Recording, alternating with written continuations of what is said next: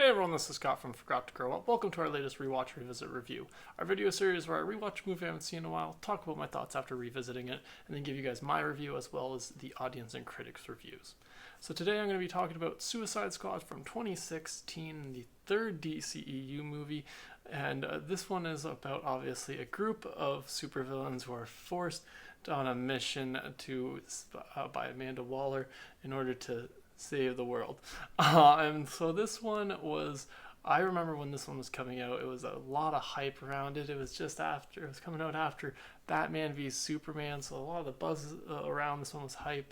We had Will Smith as Deadshot and Margot Robbie as Harley Quinn, so there was a lot of hype going into this one, and then it disappointed most people. Now, I wasn't one of those people that was disappointed by it, but that's just because I'm a very easy mark for a superhero movie, so you don't have to do much to impress me.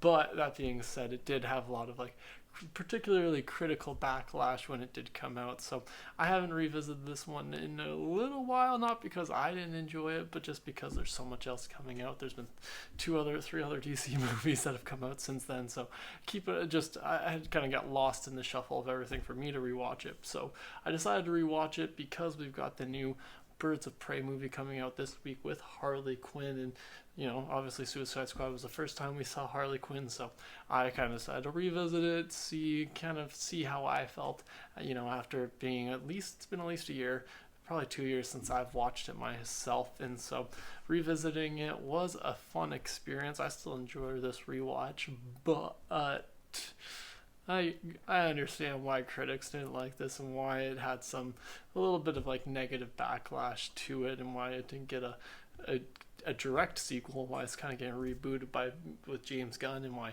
Margot Robbie got her own kind of movie with the Birds of Prey.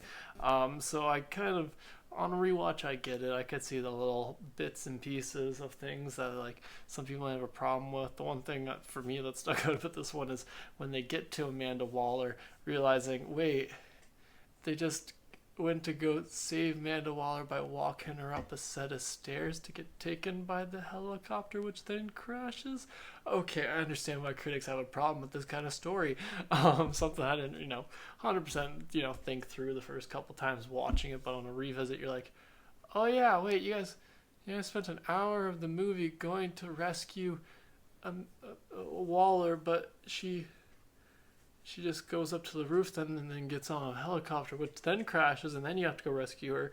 But that intermediate part, it seems like they could have just had Waller, always having been captured by what's her name. But it's still interesting to see them have to go. They go through this whole thing just for her to save herself, but it's still kind of like, what? Or does it make sense in the story that they're going there just to escort her up a couple sets of stairs? So that was kind of one of those things that to me stuck out on this rewatch, and then I'm like, oh, okay, I could see this. And then there was a few other little bits and things that I'm like, okay, I get it. I can't sit here and pretend this is a perfect movie, but I still enjoy it. It's still fun. I still like seeing Harley Quinn, who is just Margot Robbie as Harley Quinn, I should say, who is just great and makes me even more excited on this rewatch to see what her kind of take, or where she takes the character even further in a movie where we get even more time with her with the Birds of Prey coming up. So I really enjoyed that.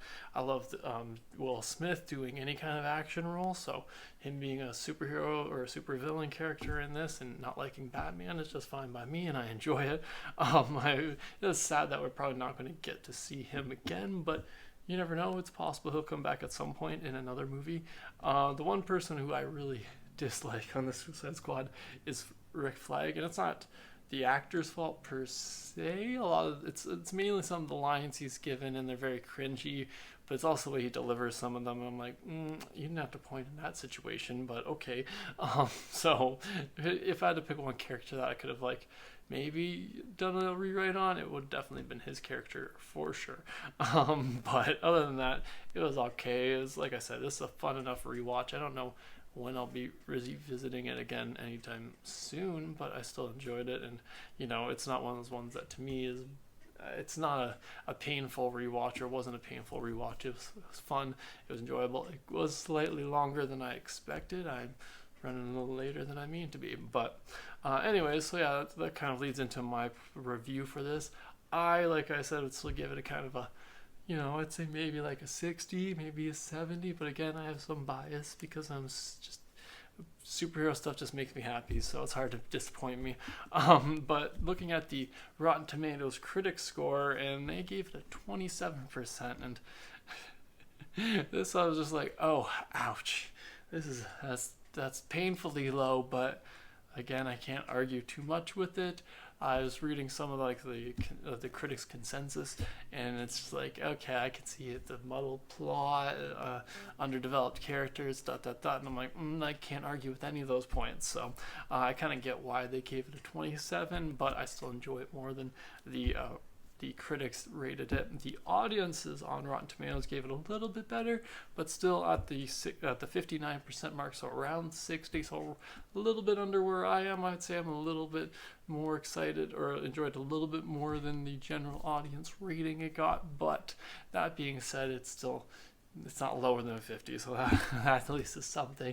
It could be higher, and obviously you want movies to be higher, particularly superhero movies, in my opinion. But you gotta do what you gotta do. But again, like I said, I can see, particularly on this rewatch, kind of understanding why some people have more of a problem with this, and seeing some more of the flaws and stuff that people would point out, and I'd be like, yeah, no, you're right, I still enjoy it. I still just like watching Will Smith and Margot Robbie and the whole squad doing, just super villain shit. Yes, they could have done a little bit more, in my opinion, but that's every movie, really. But anyways, that pretty much brings me to the end of my thoughts for my Suicide Squad rewatch, revisit, review. Be sure to let me know in the comments below what you think of Suicide Squad. Are you closer to the critics' ratings or closer to the audience ratings? Be sure to let me know in the comments below. Thanks again for joining me today. Sure, subscribe if you haven't already, and have a good one.